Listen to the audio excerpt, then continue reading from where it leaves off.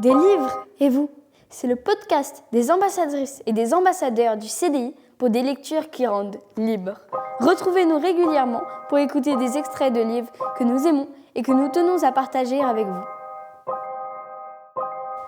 À l'occasion de la première résidence à la Villa alsacienne d'Anne-Marie Akplogan, artiste plasticienne béninoise, nous nous sommes intéressés à la littérature africaine pour vous proposer cette lecture. Nous avons choisi un extrait du conte africain « L'homme et le crocodile ou le bienfait gâté ». Il provient d'un recueil de contes africains écrits ou du moins racontés par Amadou Hampâté-Bâ, grand sage et historien. Dans la même collection « Contes des sages » de l'édition du Seuil, il existe d'autres recueils de ce type que nous vous conseillons.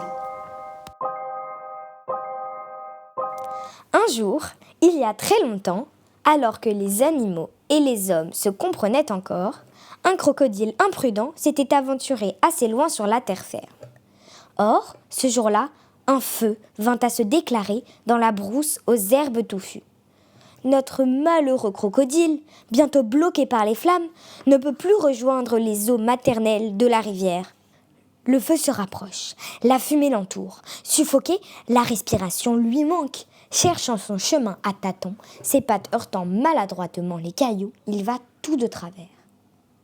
Soudain, il aperçoit au loin, marchant à grands pas vers le village, un jeune homme robuste qui porte sur la tête une charge de feuilles. Un sac de grande taille pend à ses côtés. Le crocodile crie « Appelle à l'aide !» L'homme s'arrête. « Qu'y a-t-il, crocodile ? Que veux-tu ? Je t'en supplie, viens à mon secours. Je vais mourir ici si tu ne me ramènes pas à la rivière. » « Je crains une querelle, » dit l'homme. « Une querelle ? Quelle querelle redoutes-tu ? » ?»« Celle qui résulte d'un bienfait gâté. »« Comment pourrais-je gâter le bienfait d'un homme qui va m'empêcher de périr ?» s'exclame le crocodile. « On verra bien, » dit l'homme. « Toute chose qui va au soleil finira par sécher. » Il entoure solidement ses pieds de feuilles vertes pour les protéger du feu, se rapproche du crocodile et lui jette son sac. « Entre là-dedans, » lui dit-il. « Pourquoi ? Pour que je puisse te porter sans crainte. »« C'est juste, » dit le crocodile. Et à force de se tortiller, il finit par rentrer dans le sac. L'homme soulève alors le lourd fardeau, le pose sur sa tête, saute à travers la zone enflammée et court jusqu'au bord de la rivière.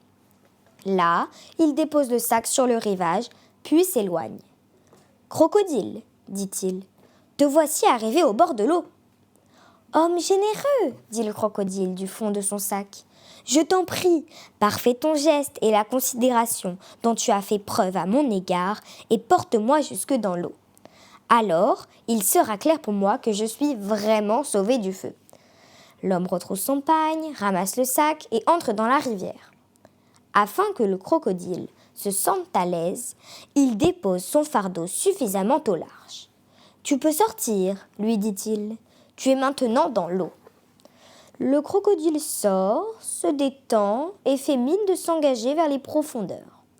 Tout à coup, avant que l'homme ait eu le temps de regagner le rivage, dans une détente foudroyante, il se retourne et lui happe le pied dans ses mâchoires redoutables. « Oh, homme, dit-il, ne m'adresse pas de reproches, car depuis une semaine, j'étais perdu dans la brousse et de tout ce temps, je n'ai rien trouvé à manger.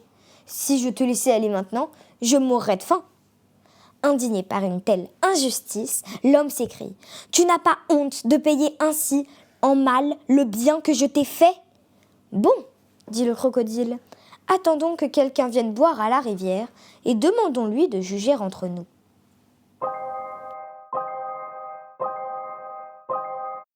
L'intégralité du conte est à retrouver au CDI.